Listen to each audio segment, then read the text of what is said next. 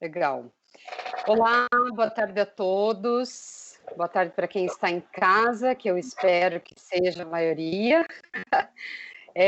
Hoje a gente tem a participação de um convidado muito ilustre, que eu conheço há bastante tempo, né? O Mike Vieira. O Mike foi meu aluno, e depois a gente se reencontrou aí, né, nesses movimentos, e aí eu descobri uma coisa muito legal do Mike, que ele virou pastor, né?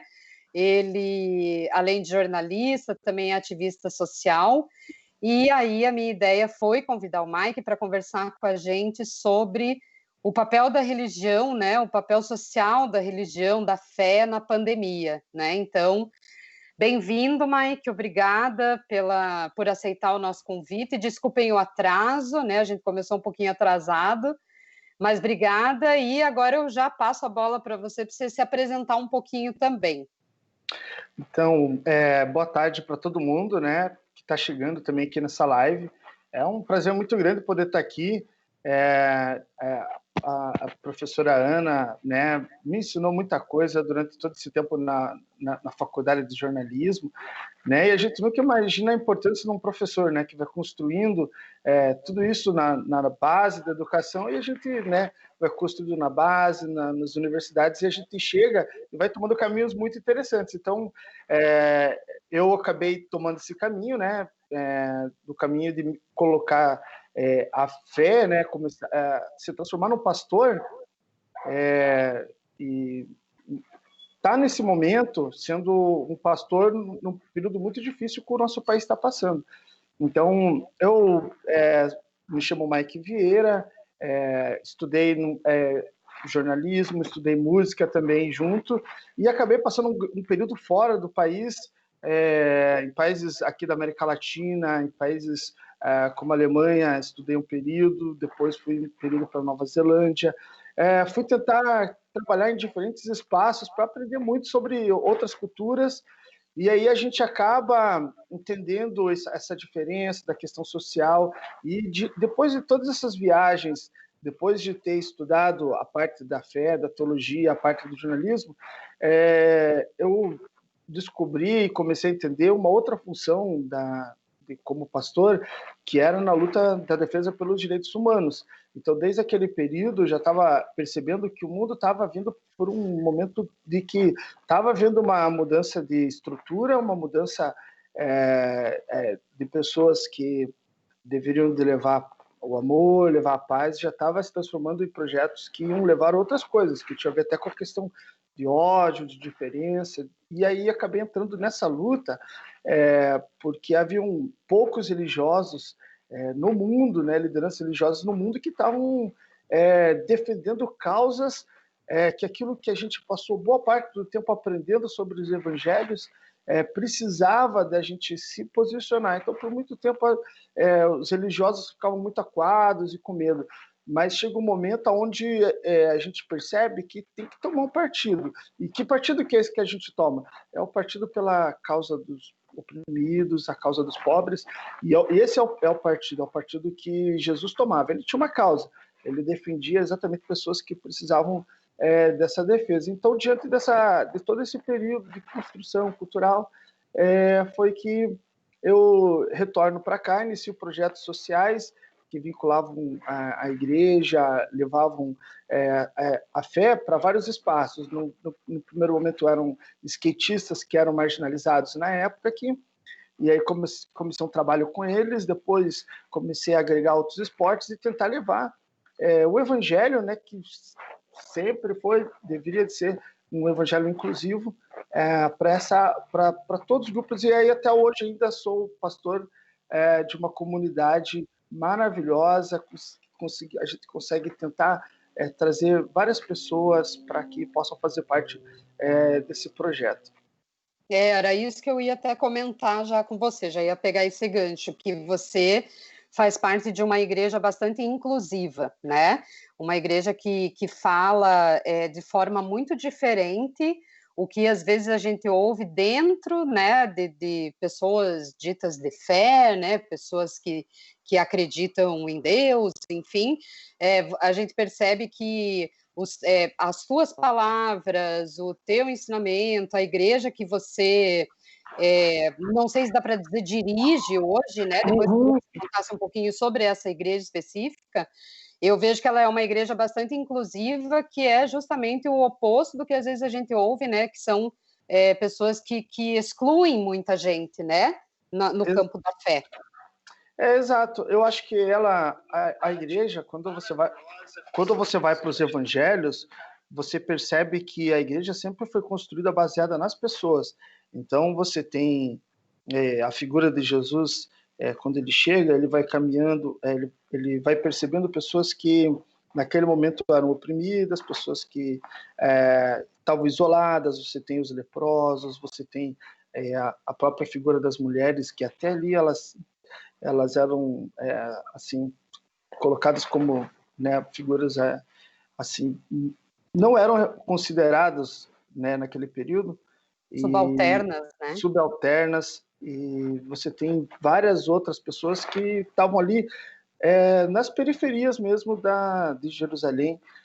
Então você tem uma figura do próprio Cristo dando voz novamente para essas pessoas, trazendo elas para o protagonismo novamente, e aí ele demonstrando que a estrutura da igreja que foi construída naquela época, que eram estruturas que tinham a ver mais com a estrutura mesmo, eram os templos que eram valorizados, eram os títulos que eram valorizados, e a igreja era baseada nos títulos e nos templos. Então, quando você tinha já representado os títulos e os templos, era muito fácil deles manipularem, porque daí você tinha Jesus chegando para condenar os fariseus, porque daí ele fala assim: vocês me adoram só da boca para fora, mas o coração de vocês estava corrompido. Então, provavelmente, até naquela passagem lá de Maria Madalena, você tem ali os próprios fariseus, provavelmente eles tinham ali, estavam todos eles juntos ali, quando ele fala, aquele que não tiver pecado, que você atire a primeira pedra. Então, ele estava demonstrando de que não eram os templos e não eram os títulos e tudo aquilo que havia se criado que era importante.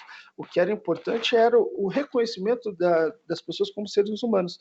Então, daí ele pega e começa a promover, e ainda dizendo que essas pessoas, o reino de Deus era um delas. E aí isso choca muito. Então ele começa a mexer com uma estrutura. E quando ele mexe com uma estrutura, ele começou a mudar o poder. Então ele trouxe novamente o poder para o ser humano, dizendo assim: olha, vocês são o reino dos céus, são para as crianças, o reino dos céus são para os pecadores. E aí você desestrutura aquele poder que também eles tinham também pactuado também com Roma naquela época. Então a Uhum. gente começa a perceber que era tudo da boca Ali para já fora. tinha um desvio, né.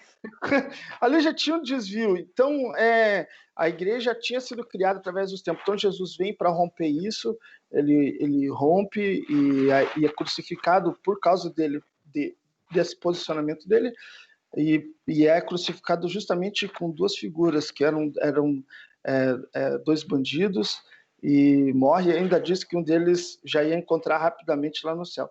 Então a gente percebe como que Jesus chega nesse momento e fala assim ainda: olha, não ficará pedra sobre pedra. Então ele está dizendo para a gente que uma igreja ela não pode ser montada a partir de uma estrutura. Nós vamos construir uma igreja para 10 mil pessoas e nós vamos construir. Porque ele estava dizendo: olha, o que eu fazia naquela época, que Jesus fazia, estava dizendo, ele olhava a necessidade do povo para poder levar esperança para um povo que já estava sendo oprimido. Então é esse Jesus que começa a colocar a igreja fora dos templos, é um Jesus que a gente percebe e é o que a gente tenta fazer, porque não faz sentido nenhum você ter uma igreja enorme, gastar inúmeros recursos, sendo que ao redor dela as vozes não são ouvidas também. Então é muito importante a gente ouvir a necessidade local, e a nossa igreja ela tenta ouvir a necessidade do local. Então a gente tenta trabalhar as pessoas que a gente consegue ajudar, a gente consegue dar alimento para estrangeiros, pessoas que vêm, haitianos, venezuelanos. A nossa comunidade trabalha muito com a música, então músicas que até eram músicas que a igreja tinha um preconceito, como o rap, o hip hop, tem banda, às vezes bandas, essas a gente tenta incluir elas para dizer que a gente tem espaço para todo mundo dentro de uma comunidade. Então, às vezes você chega lá na igreja, o pessoal vai lá e tá rolando um show lá dentro, e é um show que tem uma mensagem. Tem uma mensagem, e isso é importante. Às vezes nem precisa ser uma música cristã para falar uma mensagem de esperança. Então a gente consegue trazer, inclusive a gente já fez shows com bandas que não são cristãs dentro da nossa comunidade, para poder dizer que aquele espaço é um espaço onde elas podem estar, que elas podem se sentir seguras. Podem ser quem elas são, né? Elas podem ser quem elas são. E aí as mensagens também, é uma mensagem que não vai trazer mais peso, não vai trazer mais julgo, não vai trazer mais condenação. Ela vai tentar respeitar cada decisão, cada espaço. A gente imagine que existe muito preconceito com as comunidades LGBTQI. E as comunidades não conseguem se chegar dentro de uma igreja. E a igreja hoje, se chega dentro, a igreja a maioria das igrejas já não sabe, já começa a segregar. Mas se chega um empresário, ela vai receber com muita alegria, mas chega qualquer pessoa que foge do padrão moral, a igreja já diz que, veja só, e começa a fazer. Então, a gente precisa receber todos, né, sem diferença. A gente precisa receber todas as pessoas que precisam de uma mensagem de esperança. Eu sou uma pessoa que, quando chego na comunidade, tem dias que eu preciso de uma mensagem de esperança. Tem pessoas maravilhosas que trazem mensagens, não sou eu só que trago mensagens lá, e tem pessoas fantásticas, são pessoas mais novas do que eu até que trazem mensagens, porque todos nós estamos no mesmo caminho, que é esse caminho de ouvir uma palavra, nesse momento de pandemia, palavras que possam trazer esperança para a gente. Uhum. E a igreja que você hoje trabalha, como ela surgiu e como que vocês estão hoje nessa pandemia? O que vocês têm feito, né? As pessoas têm procurado, o que você tem visto da angústia das pessoas ali nessa comunidade que você atende? Então, você sabe que a nossa comunidade, ela sempre foi uma comunidade agregadora. Ela não tinha nome na época, a gente simplesmente abria as portas para poder servir, que a gente sempre gostou de servir. A minha família, a maioria delas são religiosos mesmo, são de outras denominações. Mas daí são de denominações mais diferentes, são denominações um pouco mais... são igrejas reformadas. E aí eu já vim de uma outra geração. Então, quando eu morei na Nova Zelândia, eu tinha uma igreja lá, a igreja anglicana, que era a igreja anglicana é uma igreja progressista já, aqui no Brasil e fora. E eles tinham muita dificuldade porque os jovens lá não estavam indo dentro da igreja. Então eu estava estudando a 5 quadras de uma igreja que tinha lá.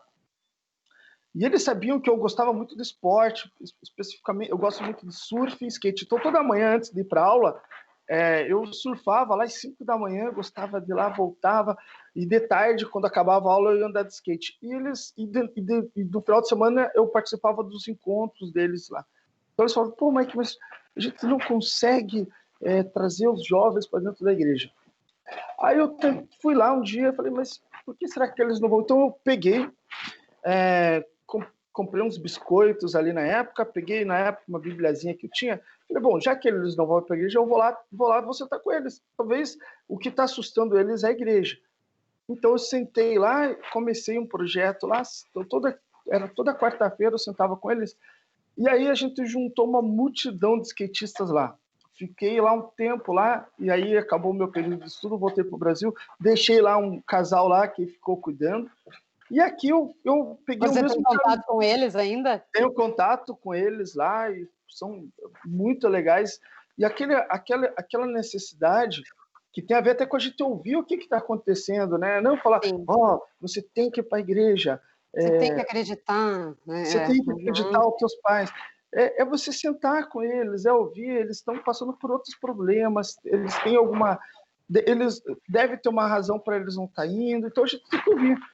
E daí aqui eu comecei o mesmo caminho. Então eu fui, sentei numa pista de skate, eu acho que já dá quase uns 10 anos atrás, e comecei, aí a pista de skate teve que ser desmontada, porque eles iam construir um prédio no lugar, E meus pais tinham um salão que eles faziam alguns encontros lá. Eu falei, olha, vocês podem ir lá para aquele salão, porque lá tem um piso muito legal, vocês podem andar antes. E aí eu marcava um encontro com eles, eles andavam lá de skate antes do encontro, e era um encontro que tinha 5, 6 na época. Depois, quando passou o tempo, se tinha ali uns 300 meninos ali, 300, assim, e depois começaram a ver os pais, porque achavam muito legal, e aí acabou se formando uma comunidade, já não tanto só de skatistas, aí você tem outras pessoas, professores, aí quando chega esse período de uma necessidade de uma igreja mais inclusiva e que entendesse o que estava acontecendo, a gente conseguiu agregar já mais professores, pessoas que não estavam se encontrando em outras igrejas, acabaram fazendo parte da nossa comunidade. E aí, quando chegou o período da pandemia, a maioria das igrejas aqui em Curitiba estavam permanecendo abertas. E eu já estava acompanhando já a pandemia desde o começo, e já sabia que a gente ia ter que fechar. Então, quando a gente viu que ia iniciar um isolamento social, a gente imediatamente parou nossos cultos. Por quê? Porque não fazia sentido a gente trazer as pessoas para dentro da igreja para ouvir uma mensagem, seja ela de fé, e acabar fazendo com que elas fossem contaminadas dentro de um lugar que elas podiam vir bem e sair muito pior ou sair mal de lá. Sair doentes, né? Sair doente, estavam bem e sair com alguma enfermidade. Então a gente já fechou as portas, todas as atividades. Então vocês estão fechados ali desde o começo de março já? Desde o começo de março. A gente começou, não se preocupou com a questão dos recursos e falou, olha, se for preciso, a gente não sabe como que a gente vai terminar nessa pandemia, mas uma coisa a gente vai deixar registrado, de que a gente protegeu as vidas do começo até o final. É isso que era o mais importante. E aí aconteceu uma outra coisa, porque daí a gente começou a fazer como eu me formei na comunicação e a gente começou a transmitir, já estava fazendo os projetos de transferir para a questão dos cultos ao vivo. Então, eu já tinha a ideia já de uma comunicação um pouco mais clara para o pessoal, e a gente acabou migrando. E colocando em prática. Colocou em prática, e foi muito legal, porque das nossas lives, elas conseguiram, eram lives e encontros, a gente conseguiu ter um alcance bem maior do que a gente até tinha. Então a gente conseguiu fazer uma produção muito boa com o próprio pessoal que estava ali dentro, a gente conseguiu organizar uma equipe, e hoje a gente está 100% conectado, né? Inclusive até essa semana, algumas comunidades aqui de Curitiba foram lá para pedir a reabertura. E eu fui contra.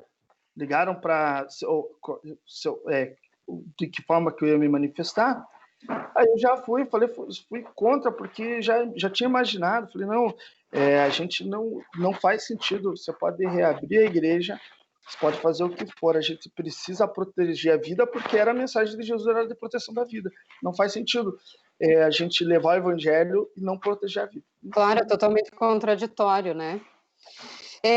E você deve ter se chocado, né, com algumas pessoas da religião que não são progressistas como você, né? Como que foi esse choque, assim? Como que você conversa com essas pessoas? Elas te questionam, né, de você aceitar todo mundo, né, lógico, pela visão que a gente tem, né, de evangelhos, de Jesus, enfim. Mas as pessoas te questionam, elas te perguntam por que você faz isso. Como que é essa conversa, esse choque, assim, com essas pessoas não progressistas, né, do campo religioso, que a gente sabe que tem bastante? É muito assustador, porque, assim, são exatamente essas pessoas religiosas que são as que mais estão transmitindo muito ódio no atual momento. Então, qualquer tipo de posicionamento que você faz, são pessoas que elas não estão abertas ao diálogo. Elas simplesmente, qualquer tipo de posicionamento, elas já se manifestam, assim, contrárias, e é interessante porque é muito seletivo. Assim, tem coisas que elas elas deixam, você vai ver assim, a gente teve cenas assim de lideranças assim que têm se posicionado péssimo, falando palavras assim muito baixas, palavrão, um monte de coisa, elas não vê problema nisso, né? Elas vê problema em você visitar um preso. Elas acham que a gente não precisa visitar. Então há mais de 10 anos que eu faço projetos em presídios, eu vou fazendo projetos, visito, a gente grafitou toda a PCE aqui do Paraná, a gente ensinou os presos a fazerem grafite, e aí a gente entrava de skate lá e promovia um dia para eles com skate, com arte, e tentava ver. Isso aí até um documentário muito legal sobre esse projeto. E eu sempre visito presos, sento, eu não pergunto o que eles fizeram, sento lá, vou lá e assim, eles já são condenados, e o que eu vou lá é para tentar promover né, uma ressocialização, tentar trazer eles para uma mensagem de esperança também. E visito também presos, alguns presos são presos políticos, e quando eu visito presos de todos os tipos, especificamente quando eu visitei um preso político, eu recebi muitas críticas. Diziam que eu não podia visitar presos, porque esses presos têm que morrer. E aí isso me assustou, porque quando um preso, uma pessoa que era um bandido, que se convertia dentro de uma igreja evangélica, a gente que cresceu em igrejas menores, as pessoas ficavam muito felizes, porque falavam que bom que ele saiu desse mau caminho. Aí me assustava, porque as pessoas já não queriam mais que as pessoas se convertessem. Ela pode se converter, mas se for bandido, ela né, na mensagem... Não deve ter chance. Não tem chance, tem que, numa mensagem assim de igreja, eles têm que ir para o inferno e tudo isso. Aí isso vai me assustando. Então a crítica vem por coisas que antes eram muito naturais dentro da comunidade evangélica. Então, se eu visito tal pessoa... Você vê essa mudança? Você vê essa mudança. E eles Você percebeu essa mudança nesses últimos 10 anos, é isso? Nesses últimos 10 anos foi se construindo uma narrativa... de ódio, né? De ódio. É uma narrativa mesmo que foi construída. E assim, eu estava percebendo, mas eu não imaginei que ela ia chegar nesse nível. Entendi. Eu imaginei. Eu não achei que a igreja ia escalonar para comprar esse projeto. Então, você pode chegar para uma pessoa e falar, olha, isso é mentira. Isso que você está vendo no teu WhatsApp é mentira. Não pode ser mentira. Aí você tem uma fé muito cega. Então, as pessoas, elas não acreditavam na verdade. Se o pastor delas falasse alguma coisa, elas acreditavam no pastor, e o pastor ele podia falar uma mentira, e ele não voltava lá em público e falava, eu errei, tudo isso.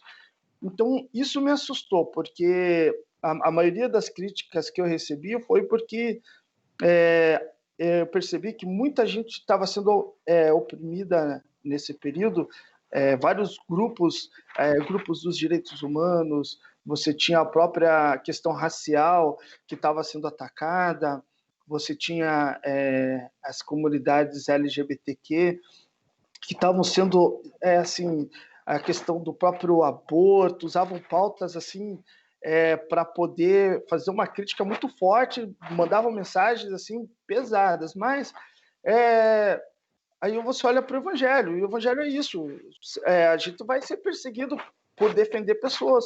Então, se eu escolhi esse caminho, é um caminho que eu imaginei que eu ia receber muitas críticas, mas a consciência tranquila, porque a gente precisa caminhar de acordo com aquilo que o próprio Evangelho nos chama para seguir. Uhum. E como que você vê o papel da fé nesse período agora, assim? Como que você tem percebido isso nas pessoas com quem você se relaciona, né? Nas pessoas que te seguem, enfim, nessas lives que vocês têm feito? Isso tem sido visto de uma outra forma? Como que você percebe? Então, eu sempre olho para quando a gente fala do reino de Deus, se a gente está seguindo esse reino, a gente tem que estar comprometido com questões da saúde, de causas sociais, questões que envolvem a miséria. A gente tem que estar sempre atento a tudo isso que está acontecendo. Então, por muito tempo, as lideranças ficavam muito afastadas desse tipo de situação, do que estava acontecendo no mundo. Então, às vezes, você tinha um pastor que ele saía do gabinete dele, trazia o sermão, voltava para o gabinete e ia para casa. E ele não sabe exatamente o que acontece, questões da saúde, o que está acontecendo. Mas, graças a Deus, que eu tive uma formação né, na área do jornalismo e que a gente teve que aprender, vai construindo, vai aprendendo a pesquisar, vai aprendendo tudo isso. E aí você consegue construir uma fé mais sólida, que você faz com que a comunidade possa perceber o que está acontecendo. Sim, às vezes eu precisar falar, porque eu percebi muito na nossa igreja, quando eles conseguiram entender antes de eu chegar e me pronunciar que a gente ia fechar, eles já falaram, olha, Diego, acho que a gente vai ter que fechar, né? Porque Mike, né? Porque né, com essa questão, eu falei, é verdade, nós temos que. Eu ia falar exatamente isso para vocês. E aí eu falei, vamos organizar uma equipe para poder transmitir essas mensagens, para não deixar ninguém perder. Órfão, né?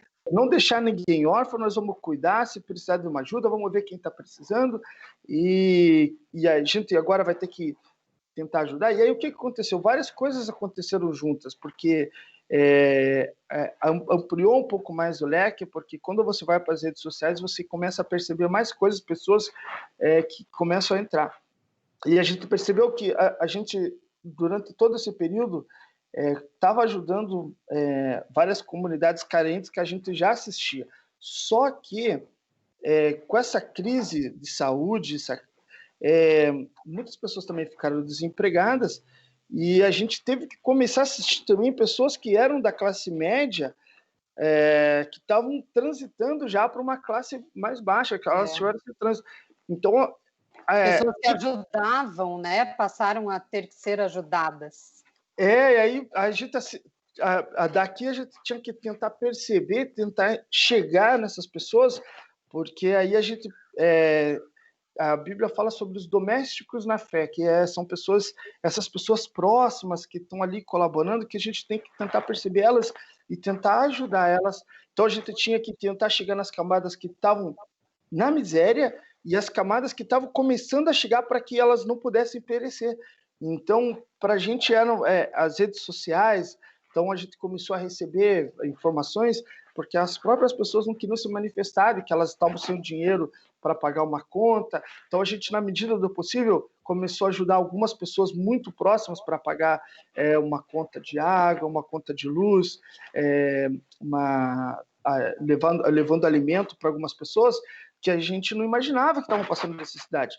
Então, essa pandemia traz reflexos que, às vezes, a igreja deixa desapercebida, porque ela chega ali na nossa frente e até ontem, quando eu fui trazer a mensagem, eu lembrei, porque aqui no Brasil, a gente, quando vai falar com uma pessoa, a gente pergunta, oi, tudo bem? Como que você está? E, às vezes, a pessoa está muito mal, mas ela diz, não, está tudo bem, está tudo certo, né? E com meus amigos alemães, quando eu pergunto para eles, eu já estava acostumado, porque morando lá um tempo, e aí, como é que vocês estão? Quando eles não estão legal, eles falam, olha, não estou legal hoje, eu estou precisando disso, está faltando isso, não sei o quê. E eles falam exatamente... Eles respondem literalmente, né? Literalmente. Então, aqui era muito difícil a gente detectar quem estava falando a verdade, quem não estava, porque a gente é essa pessoa. Às vezes a gente não está legal, as pessoas perguntam para a gente responde para tá não... Tudo bem. Não, tá tudo certo, nossa, não tem problema. E no fundo, às vezes, por dentro, a gente tem ali uma coisa que está acontecendo, uma verdade que a gente não está querendo falar. Então, esse período de pandemia, as pessoas foram obrigadas a ter que falar a verdade, porque estava começando a aparecer uma situação difícil. Sim. E aí essas mensagens elas têm sido estão vindo muito numa questão de esperança. Eu acho que por um longo período a gente teve que falar,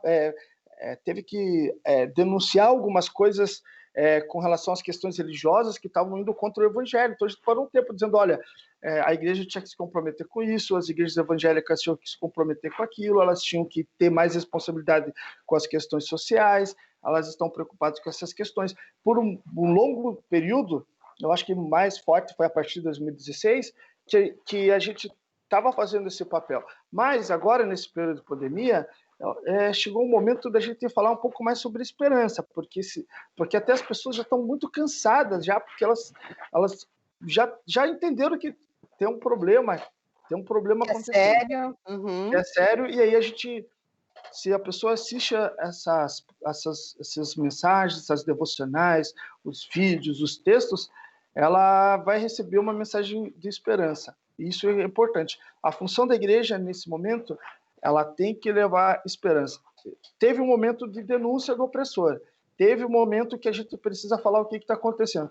Tem um momento que a gente precisa trazer esperança. Então, a Bíblia também deixa aqui, há tempo para todas as coisas no céu e na terra. Há tempo de se plantar, há tempo de se colher, há tempo de rir, há tempo de chorar. Esse é o tempo onde a gente precisa chorar com os que choram, que tem a ver com as pessoas que são vítimas aí, 50 e... Eu acho que Quase hoje vai... 53 mil, acho que hoje chega a 53 mil. 53 mil. Mais de 1 milhão de pessoas contaminadas, e a gente tem que chorar com essas pessoas, acolher pais de pessoas da nossa comunidade que estavam nos Estados Unidos e outros próximos pegaram o coronavírus, a gente tem que acolher essas pessoas no sentido da fé, tentar conversar, tentar trazer, quando elas estão tristes, chorando, com medo, a gente vai lá e também levar a mensagem de esperança para as pessoas que estão precisando na questão financeira, dizer, olha, vamos lá, Deus vai te dar graça, Ele vai te ajudar, e tentar levar essa mensagem, dizer que Jesus vai estar com eles em todo esse tempo, né? Não faz sentido enterrar esses tempos, aí fica meio complicado, né? No momento que é para a gente levar esperança, dizer coisas que já eram para ter sido ditas, para que a gente não pudesse chegar nessa situação. Então, esse tempo de pandemia... É um momento de apoio, né? É um momento de apoio, principalmente nesses últimos meses. Uhum. Trazer esse conforto para a vida das pessoas. Muito legal. É um trabalho bem, bem bonito mesmo, né? Deixa eu ler alguns comentários aqui. A Tati Ramos diz que achou o link, daí ela marcou mais alguém. A Ivone disse, boa tarde, saudade, bom ver você na luta. A Tati Ramos disse que está assistindo de Matinhos. Isabel te deu boa tarde. Então, acho que tem bastante fã teu aí assistindo também. E acho que é legal a gente também falar, a ideia, né, dessas lives a gente tem feito ali meia hora, 40 minutos, então a gente já está se aproximando um pouquinho aí do fim. Eu queria que você falasse, Mike, sobre a tua perspectiva para a religião, né? Pelo que eu sei que é uma pergunta bem capciosa, né? Uma pergunta difícil, porque é o que você falou, a gente vê coisas saindo da boca de pessoas que se dizem religiosas que são realmente assustadoras, né? E como que você vê assim o futuro da religião, da fé? Como você vê esse futuro que se mistura à política, né? Qual é a tua opinião sobre isso? Eu acho que é uma mudança de estrutura que está acontecendo agora. Então, assim, a questão da pandemia, ela vai demonstrar dois projetos de igreja. Uma daquele projeto que a gente já tinha comentado, que são projetos que eles começam a partir de um projeto de poder, que eles vão ter uma estrutura que eles já começam com os templos, começam com tudo isso. E aí você tem um outro projeto que seriam projetos de igrejas que tem mais a ver com relacionamento, que elas vão ser construídas a partir de uma necessidade ou para cumprir uma função social para as pessoas que estão em volta. Então, essa igreja que foi construída por um projeto de poder, ela está sofrendo muito agora. Por quê? Porque ela usava esses espaços assim de uma forma muito forte para poder usar ela como um campo político mesmo, para criar um projeto. Ela era criada, era financiada para esse tipo de coisa, usando as pessoas ali para criar esse tipo de ambiente. E a questão financeira também. Então, para elas, por isso que elas estão muito preocupadas em reabrir. Estão preocupadas e estão lutando pela reabertura das igrejas, porque é um campo político. E elas estão preocupadas, como é um ano de eleição, elas precisam estar reabertas para poder fazer as organizações políticas dentro. Então, você tinha um templo ali de 3 mil pessoas, era muito fácil, né? Você tinha uma pessoa que era uma candidata, ela sentava ali, você só falou: oi, tudo bom? Que bom que você está aqui, tal, esse é o nosso amigo e tal. Então, ali você já tinha uma exposição, um espaço onde você podia fazer as trocas. Isso já não, com a pandemia, você restringe as trocas que estavam acontecendo. Então, essa igreja que foi construída para um projeto de poder, ela está sofrendo muito. Mas a gente tem uma outra igreja que é construída por um projeto de amor, um projeto mais acolhedor. Essa igreja, ela é construída através de relacionamentos. E esses relacionamentos, você tendo um templo, você tendo uma igreja ou não, elas estão acontecendo, sejam elas virtuais, sejam elas pelas redes sociais, elas estão acontecendo. Então, elas não sofrem tanto, porque elas foram construídas de uma forma diferente. Eu olho que a igreja, se ela pegar o mesmo o processo histórico lá de igrejas como na Europa, ela provavelmente vai ter uma queda muito grande. A gente tem um índice muito alto de católicos não praticantes no nosso país. Uhum. E até um tempo atrás, os evangélicos eles avançaram, se não me engano, chegaram a 23%, estão indo para 30%, estavam avançando rapidamente, e até fala-se que nos próximos 10 anos aí pode chegar até 60% da população. Mas aí é um problema, porque você também não tinha evangélicos não praticantes. Hoje você tem evangélicos não praticantes. Então, você também tem já um outro grupo de pessoas que já não está mais acreditando na denominação evangélica, assim como algumas não acreditam na denominação católica. Na igreja católica, E aí uma outra coisa que acontece nós temos um país cristão, país que a parte do país é cristão, né? Tem religiões de matriz africanas e tudo isso, mas você vê que a religião cristã ela vem sufocando as outras religiões. Mas essa religião ela vem sufocando através da questão mais moral, de colocar costumes e tudo isso. Mas o problema disso é que se houvesse um crescimento do segmento evangélico, católico também, mas o evangélico, e houvesse uma transformação maior no nosso país ou na nossa sociedade, a gente iria entender, olha, mas é interessante porque está crescendo, mas as coisas estão melhorando. As pessoas estão amando mais, as pessoas estão sendo mais generosas, estão contribuindo com o próximo, e aí você entenderia, talvez até você seguiria por causa que você ia ver pelos frutos que estava havendo uma mudança. Mas o que acontece? A gente tem essa igreja que está crescendo rapidamente, mas na contrapartida a gente tem a desigualdade aumentando absurdamente. As pessoas, em vez de amar, estão odiando muito mais do que odiavam antes, e aí você tem o país beirando ao caos, chancelado talvez até chancelado usando a palavra de Deus. A palavra de Deus, e Deus para isso, porque Deus quer isso, Deus quer que você condene aquilo, Deus quer que você... Então, esse uso do nome de Deus está sendo muito complicado. Então, a gente pode ter aí, se seguir o histórico da Europa, a gente pode ter a religião, segmento evangélico, seguindo por um declínio nos próximos anos, ou se ele pode crescer desse jeito, mas você vai ter os segmentos evangélicos não praticantes muito alto. Aí você tem só a nomenclatura, e a nomenclatura não serve para nada, né? Porque daí você tem só a nomenclatura, não tem as pessoas realmente acreditando numa mensagem, sejam elas utópicas ou não, elas não acreditam mais. E aí você tem só ali o título ali, olha, temos 60% da população evangélica, mas não oferece nenhum tipo de transformação. Eu acho ou pior, né? Acreditam só naquele lado do ódio, né? Naquele lado excludente, né? Não sei o que é pior, se às vezes não acreditar em mais nada ou acreditar naquele lado excludente, né? Pra gente é muito difícil, assim, porque a gente lê a mesma Bíblia, assim, você olha assim e fala, vamos ler como que Jesus lidava com o pobre, com o bandido, como que ele lidava com a causa dos órfãos, das viúvas. Aí você começa a ler, você fala, nossa...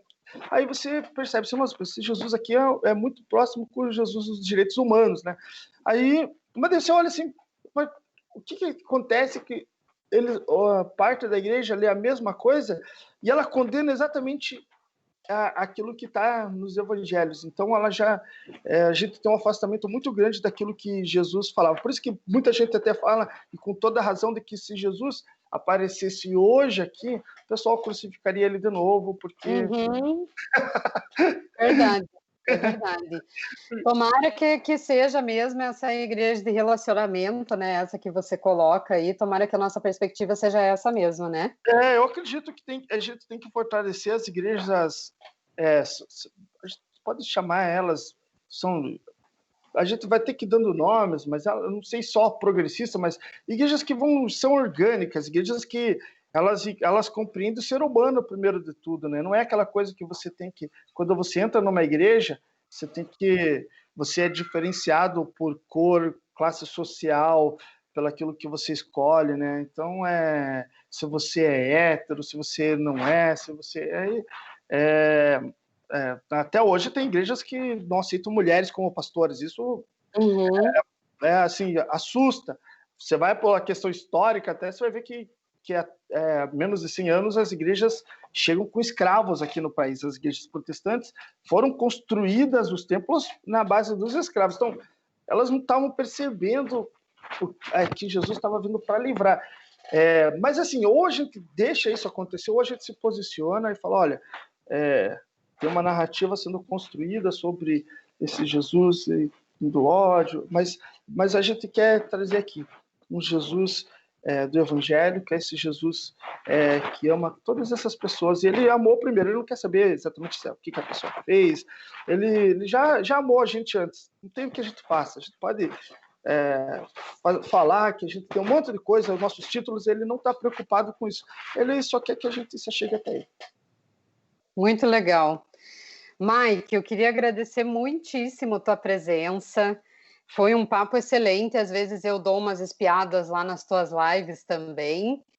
E também queria indicar para quem está assistindo a matéria que saiu na Carta Capital, né? É uma matéria já... Ela não é muito recente, mas é uma matéria que fala sobre pastores progressistas, então eu acho que é uma matéria bem bacana também para a gente conhecer esse outro lado. E também olhar sem preconceito, né? Porque a gente sabe que a igreja evangélica é olhada com muito preconceito, tem os seus motivos muitas vezes, né? Assim como tem motivos também para a igreja católica, enfim. Mas eu acho que é muito interessante que a gente também conheça esse outro lado, assim. Então, queria muitíssimo agradecer a tua conversa, a tua participação, a tua disponibilidade, e espero que a gente possa contar com você em outros momentos também. Vai ser um prazer, Ana. Eu amei o convite e a gente tem que ficar na torcida, né, para que a gente possa amar pessoas que pensam diferente de outras religiões. E esse período fez com que eu me aproximasse muito de pessoas de todos os segmentos. Eu até consegui me aproximar muito mais, né, nesse momento de dificuldade, de amigos de religiões de matriz africana, pessoas espíritas, de várias outras religiões que a gente aprende a amar todas as pessoas. E eu acho que é isso. Se a gente conseguir passar dessa pandemia conseguindo ter mais esperança e entendendo a dor do próximo, acho que já ganhamos muita coisa, né? E lembrar daqueles que estão perecendo, não esquecer daqueles que estão sofrendo também. Com certeza, com certeza. Muito obrigada, Mike. Uma boa semana para você. Obrigada a quem assistiu a live e até uma próxima. Tchau. Foi um prazer. Tchau, tchau. Obrigada.